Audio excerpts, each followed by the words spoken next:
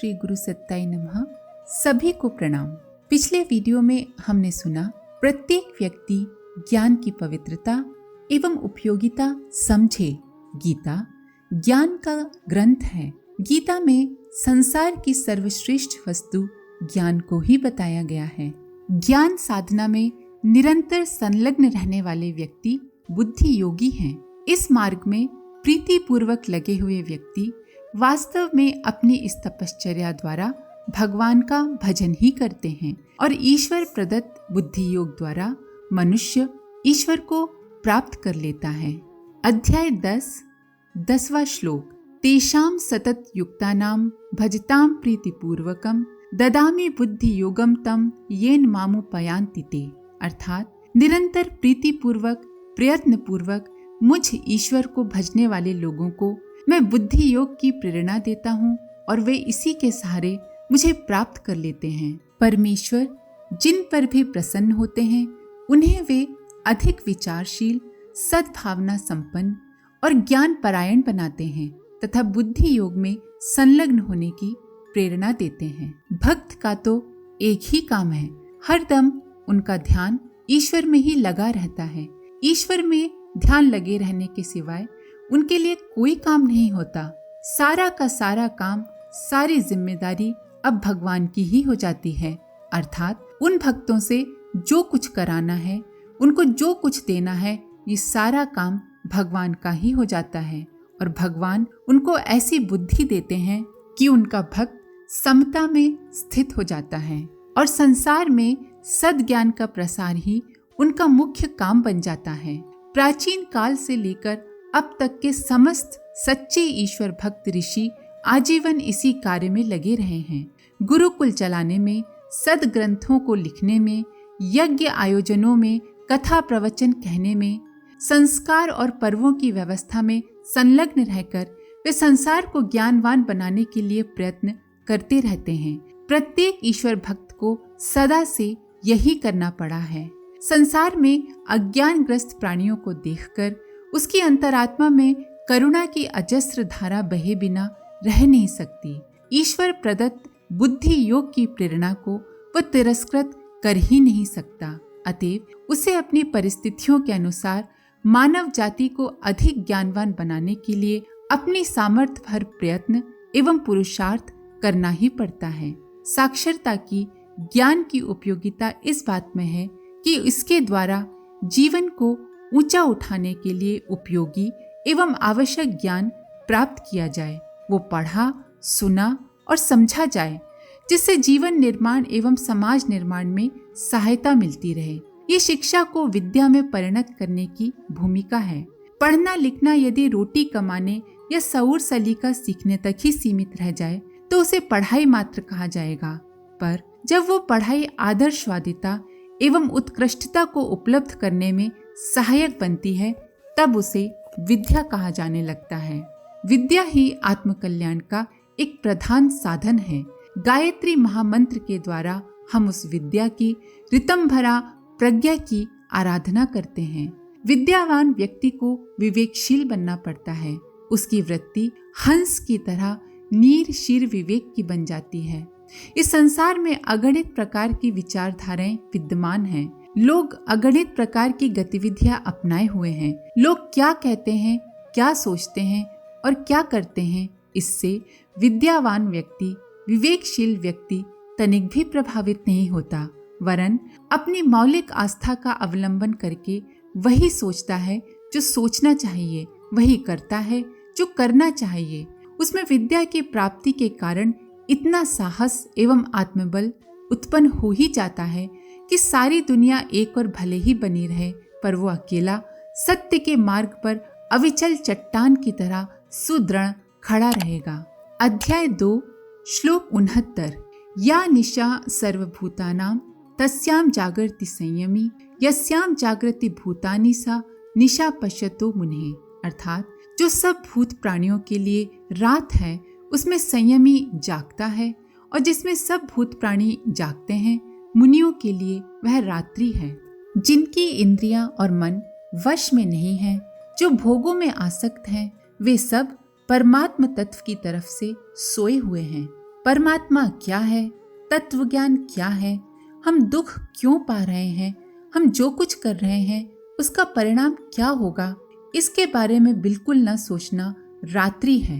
जैसे पशु पक्षी आदि दिन भर खाने पीने में लगे रहते हैं, ऐसे ही जो मनुष्य रात दिन खाने पीने में, सुख आराम में, भोगों और संग्रह में, धन कमाने में लगे हुए हैं, उन मनुष्यों की गणना भी पशु पक्षी आदि में ही है। कारण कि परमात्म तत्व से विमुख रहने में पशु पक्षी आदि और मनुष्य में कोई अंतर नहीं है। दोनों ही परमात्म तत्व की तरफ से सोए हुए हैं। हाँ, अगर कोई अंतर है तो वो इतना है कि पशु पक्षी में विवेक शक्ति जागृत नहीं है, इसलिए वे खाने पीने में ही लगे रहते हैं, और मनुष्यों में भगवान की कृपा से वह विवेक शक्ति जागृत है, जिससे वह अपना कल्याण कर सकता है, प्राणी मात्र की सेवा कर सकता है, परमात्मा की प्राप्ति कर सकता है। परंतु उस विवेक शक्ति का दुरुपयोग करके मनुष्य पदार्थों का संग्रह करने में एवं उनका भोग करने में लग जाता है। मनुष्यों की जो रात है, अर्थात परमात्मा की तरफ से, अपने कल्याण की तरफ से जो विमुखता है, उसमें संयमी मनुष्य जागता है, जिसने इंद्रियों और मन को वश में किया है, जो भोग और संग्रह में आसक्त नहीं है, जिसका ध्येय केवल परमात्मा है, वो संयमी मनुष्य है। परमात्म तत्व को, अपने स्वरूप को, संसार को यथार्थ रूप से जानने को ही यहाँ रात में जागना कहा गया है। रात्रि अर्थात अज्ञान, जो भोग और संग्रह में बड़े सावधान रहते हैं, एक एक पैसे का हिसाब रखते हैं, जमीन के एक एक इंच का ख्याल रखते हैं, जितना रुपया अधिकार में आ जाए, चाहे वो न्यायपूर्वक हो अथवा अन्यायपूर्वक, उसमें खुश होते हैं। इस तरह के लोग जो सांसारिक क्षणभंगुर भोगों को बटोरने में और आदर सत्कार में लगे रहते हैं, ये उन लोगों का जागना है। पर संसार और परमात्म तत्व को जानने वाले मननशील संयमी मनुष्य की दृष्टि में ये सब अंधेरा है, रात्रि के समान है। जैसे बच्चे खेलते हैं तो वो कंकड़, पत्थर, कांच के लाल पीले टुकड़ों को लेकर आपस में लड़ते हैं। अगर वो मिल जाता है तो राजी होते हैं कि मैंने बहुत बड़ा लाभ उठा लिया, और अगर वो नहीं मिलता तो दुखी हो जाते हैं। परंतु जिसके मन में कंकड़ पत्थर का कोई महत्व ही नहीं है, ऐसा समझदार व्यक्ति समझता है कि इन कंकड़ पत्थरों के मिलने से क्या लाभ और न मिलने से क्या हानि। अगर ये कंकड़ पत्थर मिल भी जाएं तो ये कब तक साथ रहेंगे। इसी तरह भोग और संग्रह में लगे हुए मनुष्य भोगों के लिए लड़ाई झगड़ा, झूठ कपट, बेईमानी आदि करते हैं और उनको प्राप्त करके खुशी मनाते हैं कि हमने बहुत लाभ ले लिया। परंतु संसार को और परमात्मा तत्व को जानने वाला मननशील संयमी मनुष्य साफ देखता है कि इन सब भोगों में कुछ नहीं रखा है, ये भोग हमारा कब तक साथ देंगे। इस तरह उसकी दृष्टि में प्राणियों का जागना रात्रि के समान है। वह मननशील संयमी मनुष्य परमात्मा को, अपने स्वरूप को और संसार के परिणाम को तो जानता ही है, वो पदार्थों को भी अच्छी तरह से जानता है कि कौन सा पदार्थ किसके हित में लग सकता है, इससे दूसरों को कितना लाभ होगा। इस प्रकार मननशील संयमी मनुष्य को संसार रात्रि की तरह दिखता है। आमतौर से इस दुनिया में रूढ़िवादी, अंधविश्वासी और अविवेकी ही भरे पड़े हैं। जो कुछ चलता आ रहा है उसे ही चलते रहने देना चाहते हैं। उनमें न अविवेक को छोड़ने का साहस होता है और न विवेक को अपनाने की हिम्मत होती है। मन ही मन भले बुरे को जानते तो हैं, पर आत्मबल और सद्ज्ञान की कमी के कारण भीड़ के अंग बने हुए जीवन के दिन पूरे करते रहते हैं।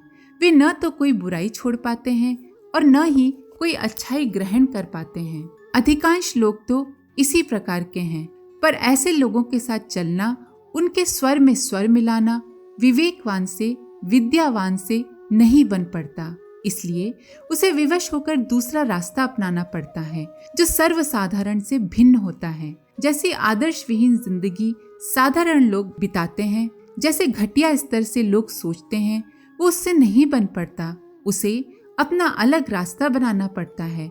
वैसी दशा में उसकी गतिविधियां दूसरों से भिन्न रहती हैं। लोग उसे मूर्ख समझते हैं और वो लोगों को मूर्ख समझता है। इतने पर भी सराहना इस बात की है कि इस भिन्नता के बीच में वो दुर्भाव एवं संघर्ष नहीं पैदा होने देता। स्वयं अपने मार्ग पर तो दृढ़ रहता ही है और दूसरों को भी उसी रास्ते पर चलने की प्रेरणा देता है, पर जो उसकी बात नहीं मानते उनसे शत्रुता भी नहीं मोल लेता। ज्ञान की प्रौढ़ अवस्था यही है। आपकी बात कोई माने तो ठीक और ना माने तो उसके प्रति मन में नेगेटिविटी नहीं होना चाहिए। सच्चे ज्ञानी का स्तर और आचरण यही होता है कि वो दूसरों से प्रभावित नहीं होता, वरन दूसरों को अपनी सत्यनिष्ठा एवं विवेकशीलता से प्रभावित करता है। मानव समाज को ज्ञान के उसी स्तर पर पहुंचाना गीताकार का उद्देश्य है। भगवान अर्जुन को इसी स्तर पर उठा ले गए थे। भारतीय समाज को सच्चा ज्ञानी बनाना है। ज्ञानी ही भगवान के सबसे अधिक प्रिय हैं। भगवान के परम प्रिय बनने के लिए हमें ज्ञान योग अपनाना ही पड़ेगा। उस स्थिति में आज जिस मूढ़ता ने, कुंठा ने, अज्ञान ने, अविवेक, आलस्य, अवसाद ने हमें ग्रसित कर रखा है, उससे छुटकारा पाना ही पड़ेगा। नव निर्माण की बौद्धिक क्रांति का प्रयोजन यही है कि हर व्यक्ति विवेकवान बने, विवेक को सर्वोपरि माने, जो विवेक सम्मत हो उसे ही स्वीकार करे। इतना यदि हम कर पाए तो गीता का उद्देश्य पूर्ण हो, समाज की अभिनव रचना संभव हो और ज्ञान योग का उद्देश्य भी पूर्ण हो। आज के लिए इतना ही। आप सभी का धन्यवाद। ओम शांति।